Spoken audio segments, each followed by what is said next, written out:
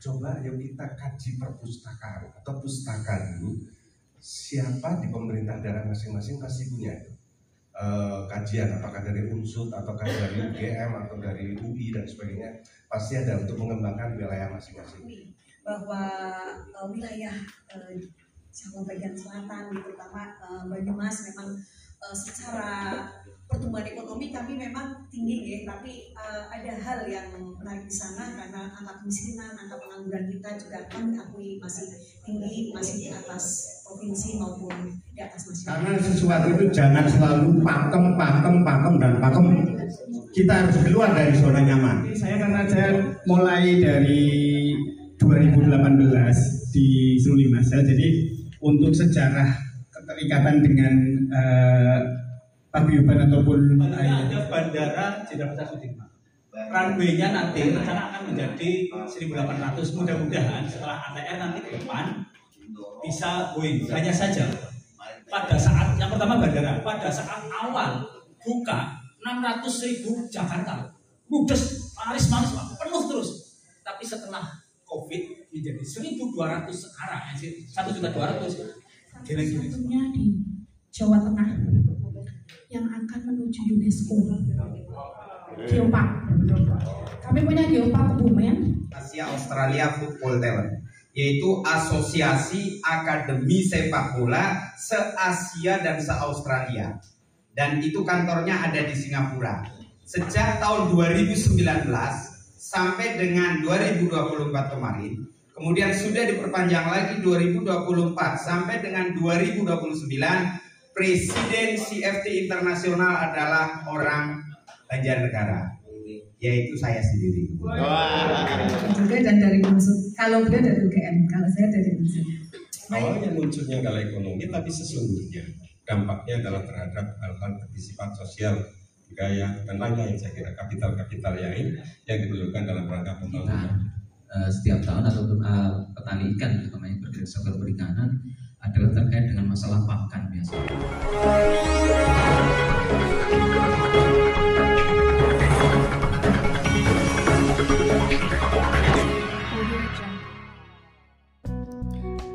Kamis 18 April 2024, tim JPC Official TV mengunjungi atau memenuhi undangan sebuah silaturahmi dan diskusi di rumah makan Grelodeh Haji Ismun Purwokerto.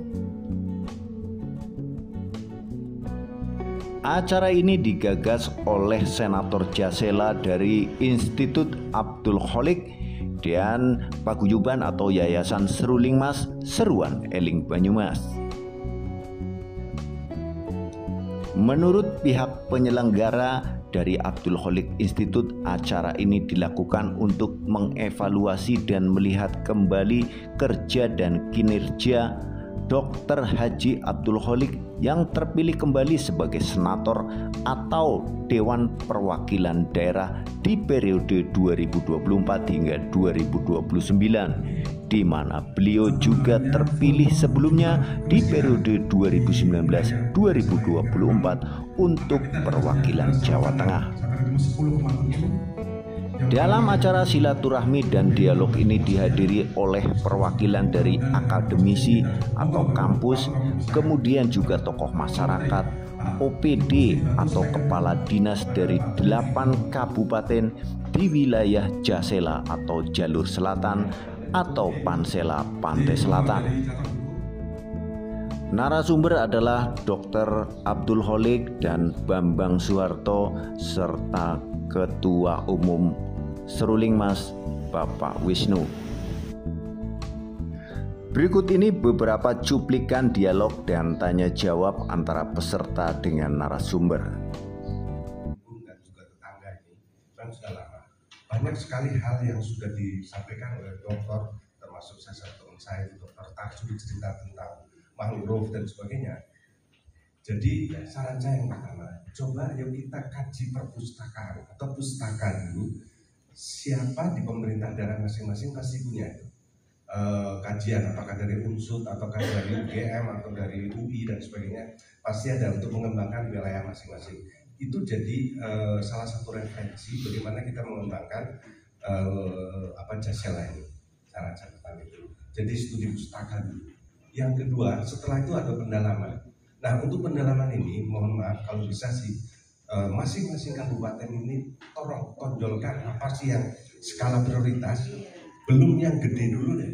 Dan tadi kami sempat membaca sekilas tentang apa itu oleh Pak Kolit. Memang kita akui bahwa wilayah Jawa bagian selatan, terutama Banyumas, memang secara pertumbuhan ekonomi kami memang tinggi ya, tapi ada hal yang menarik di sana karena angka kemiskinan, angka pengangguran kita juga kami akui masih tinggi, masih di atas provinsi maupun di atas nasional. Terobosan dan kebijakan, saya setuju dengan anak muda yang namanya Dr. Kolit ini. Karena sesuatu itu jangan selalu pakem.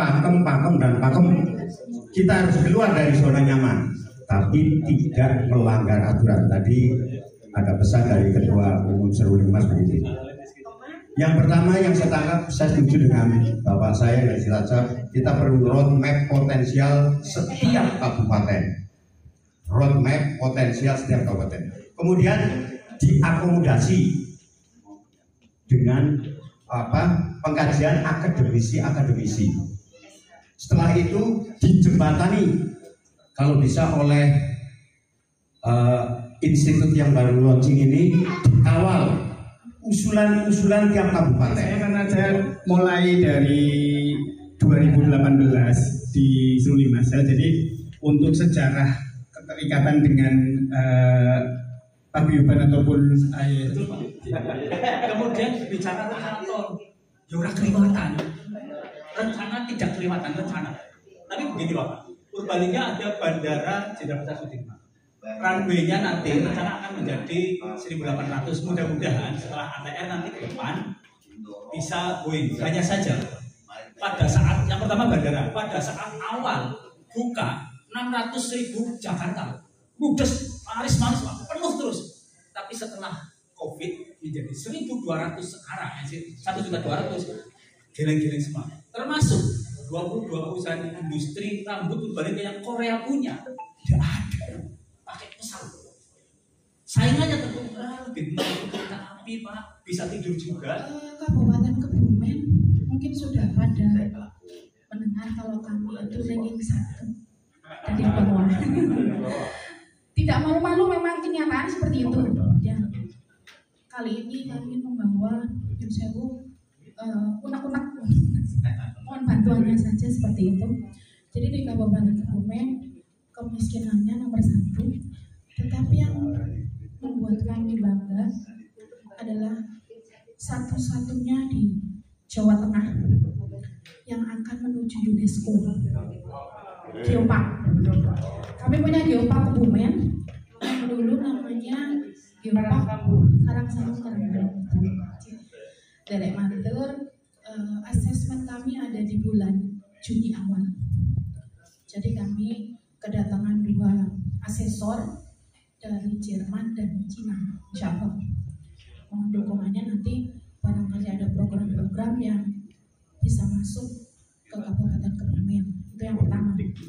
Kemudian yang kedua, dalam perencanaan kami sudah merencanakan ada yang namanya kita kawasan integrated tourism area. Itu ada di Jalan Selatan. Betul sekali, ini sangat amat kami berbangga hati masuk ke sini karena memang itu dalam rencana kami di RPJPD juga, di RPJM juga. Kemudian kita. Kenapa? Kawasan integrated tourism area. Oke, itu baru dalam kajian.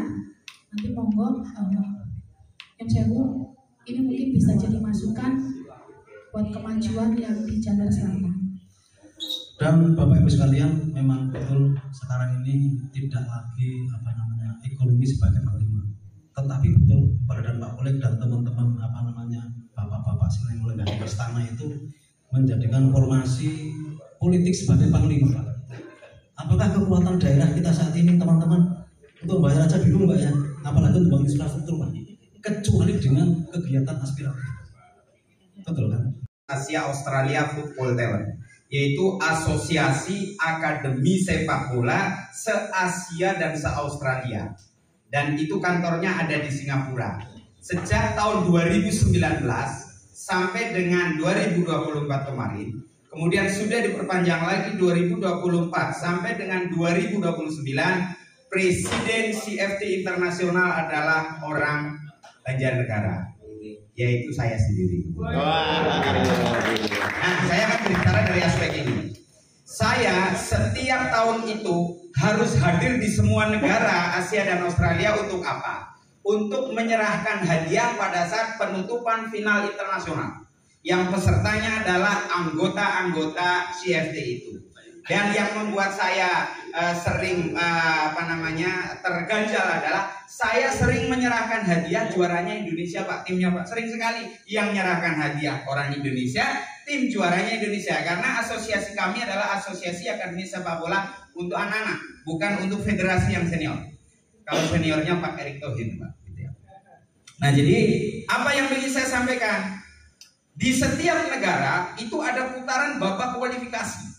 Kita bicara Indonesia, ada 64 titik di semua provinsi di Indonesia yang menyelenggarakan babak kualifikasi untuk kelompok umur 14 tahun, 13 tahun, 12 tahun, 11 tahun, dan 10 tahun. Nah, juara titik itu akan melaksanakan final nasional. Dan satu tim rata-rata isinya 20 rombongan. Nah, salah satu persyaratan mereka atau Indonesia sendiri untuk mencari juaranya bisa menunjuk suatu tuan rumah, ada salah satu syarat, yaitu jarak dari bandara ke venue pertandingan tidak lebih dari 1 jam. Nah, saya pertama adalah saya bisa menunjuk Indonesia tuan rumah internasional Pak, karena saya ketua umum sampai 2029. Jadi kalau Purbalingga bandaranya hidup, mereka bisa terbang. Ini syarat penyelenggaraan event besar itu adalah 1 jam dari bandara. Nasional yang Kalimantan mana mau naik bis atau naik kereta, yang Papua mana mau. Gitu. Jadi Karsida dan Banyumas sebenarnya punya potensi untuk menjadi penyelenggaraan final-final nasional semua kelompok umur. Dan apa efek positifnya? Paling tidak itu kalau untuk satu kelompok umur 64 tim saja itu berpotensi menghadirkan 1.300 orang untuk bertanding di situ. Dan hotel pasti penuh Pak, Banjarnegara, Purbalingga dan sekitarnya. Tetapi kita tidak bisa menunjuk itu karena nggak ada infrastruktur yang namanya bandara. Jadi Bandara Jenderal Sudirman yang di Purbalingga, pemain kami hanya 1 kali sempat terbang dari Medan pada waktu itu. Terbang dari Medan, Jakarta, transit langsung lanjut ke Purbalingga. Sekarang dia namanya Muhammad Ragil, pemainnya masih usia 18 tahun, pemain Bayangkara Liga 1 dan pemain timnas U23 dan U20. Dan ternyata begitu kita cek tiket lagi, pemain-pemain kami 350 orang itu lintas Aceh sampai Papua, nggak bisa naik pesawat lagi. Juga dan dari Unsur, kalau beliau dari UGM, kalau saya dari Unsur. Baik, Bapak tadi sudah disampaikan panjang lebar tentang infrastruktur sebagai dasar Pak, tetapi itu memang sangat penting untuk akses gitu. Tetapi pertanyaannya akses untuk siapa gitu? Akses untuk siapa gitu ya? Apakah itu justru akan menjadikan lebih membanjir lagi produk-produk dari luar? Yang kita sendiri juga informasi dari diskusi FGD yang sebelumnya Pak di Unsur waktu itu dengan Bank Indonesia kami juga menghadiri, itu Tanjung Intan itu sepi sekali gitu ya, selain juga karena Pertamina dan P2P sudah membuat pelabuhan sendiri. Awalnya munculnya gala ekonomi, tapi sesungguhnya dampaknya adalah terhadap hal-hal bersifat sosial, budaya dan lain-lain. Saya kira kapital-kapital yang diperlukan dalam rangka pembangunan. Setiap tahun ataupun petani ikan terutama yang bergerak sektor perikanan adalah terkait dengan masalah pakan biasanya. Semua pertanyaan, saran, dan kritik dapat dijawab oleh para narasumber dan kemudian sisanya menjadi PR bagi Abdul Kholik Institute dan Paguyuban Seruling Mas.